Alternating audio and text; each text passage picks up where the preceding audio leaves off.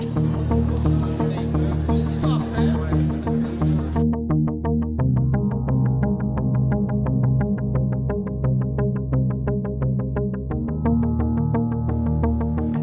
le numérique est primordial à l'innovation. Quasiment toutes nos industries aujourd'hui sont touchées par le numérique.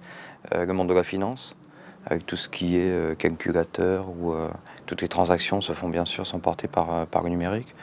Le monde grand public, le cinéma, les domaines sportifs, avec les jeux en ligne, enfin, etc. Le monde du numérique a pénétré complètement notre vie quotidienne. Donc il n'y a quasiment plus un seul domaine qui n'est pas touché de près ou de loin par le numérique. Donc le numérique, ou innover dans le numérique, est notre métier de base chez Intel, c'est d'innover sur les composants qui permettent cette industrie du numérique. Donc c'est quasiment de l'innovation au service des innovateurs. Quand on fait un processeur, on ne fait rien de plus que de donner une performance numérique à des gens qui vont rajouter des couches, donc innover au-dessus de notre couche pour faire quelque chose qui aura une valeur pour un utilisateur, une valeur pour une industrie. Et ça, c'est tout à fait primordial. Donc dans cette chaîne d'innovation, l'aspect collaboratif est primordial. Si on s'arrête à l'innovation que nous faisons, pas un seul utilisateur y aura accès. C'est primordial qu'on s'associe avec des innovateurs. Aujourd'hui, en France, nous avons un laboratoire de recherche en commun avec le monde universitaire et le monde de la recherche.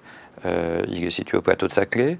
On est en liaison commune, donc on mutualise des efforts de recherche avec l'Université de Versailles Saint-Quentin-en-Yvelines, avec le CEA, avec le GENSI, et on pense et on développe ensemble des solutions qui seront mises dans les mains des ingénieurs, des chercheurs dans le domaine de l'énergie aux alentours de 2020.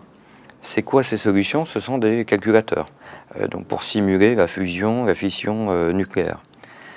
Ces calculateurs, ce sont d'abord des serveurs. Donc là, nous, on a une certaine compétence, mais si on donne des serveurs à des chercheurs, ils n'en font pas grand-chose. Donc entre les deux, il y a les logiciels de simulation. Nous pensons à des serveurs qui auront plusieurs millions de corps de processeurs dans une même machine. Ça donne une performance inouïe, 1000 fois la performance de la machine la plus performante d'aujourd'hui.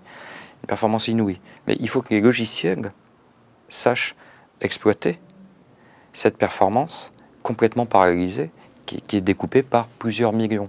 Donc il faut qu'on travaille très en amont avec les gens qui pensent les outils de simulation, notamment le CEA et l'Université de Versailles Saint-Quentin-en-Yvelines. La recherche et développement, l'innovation, c'est pas suffisant. C'est une fondation, mais ce n'est pas suffisant.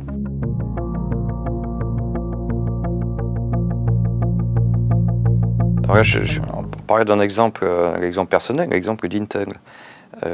Début 2009, nous avions 0 ingénieur de recherche et développement en France. À travers l'outil de promotion qui est le crédit impôt recherche, nos premiers investissements ont été attirés par le crédit impôt recherche, et après nous avons découvert en rayon un système universitaire, un système collaboratif au niveau de la recherche efficace. Les consortiums de recherche, les pôles de compétitivité, les zones, on va dire, de concentration avec un focus donné dans le calcul scientifique, dans le monde des logiciels embarqués, voire dans la mobilité. Donc nous avons trouvé un tissu collaboratif qui est nécessaire à la valorisation de notre innovation. Donc les premiers investissements en 2009, nous sommes aujourd'hui aux environs de 450 ingénieurs de recherche et développement en nom propre. Nous avons 150 ingénieurs en régie supplémentaires. Donc en partant de zéro, on a 600 personnes sur 5 sites majeurs de recherche et développement en 2 ans, 2009-2011.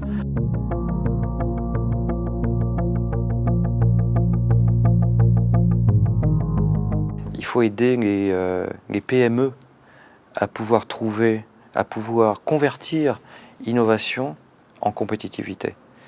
Il faut les aider. Il faut les aider à travers des ressources, mais il faut donc de financement, d'accompagnement, de promotion. il faut les aider à travers des ressources et il faut les aider à aller plus vite, à arriver plus vite sur le marché. À un instant donné,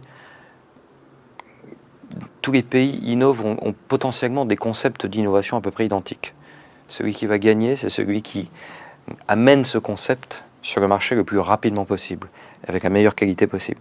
Donc il faut vraiment accompagner nos sociétés innovantes à aller plus vite et à être mieux ressourcées. Nous l'avons fait avec Intel. Intel, nous sommes rentrés dans le capital de certaines sociétés très innovantes.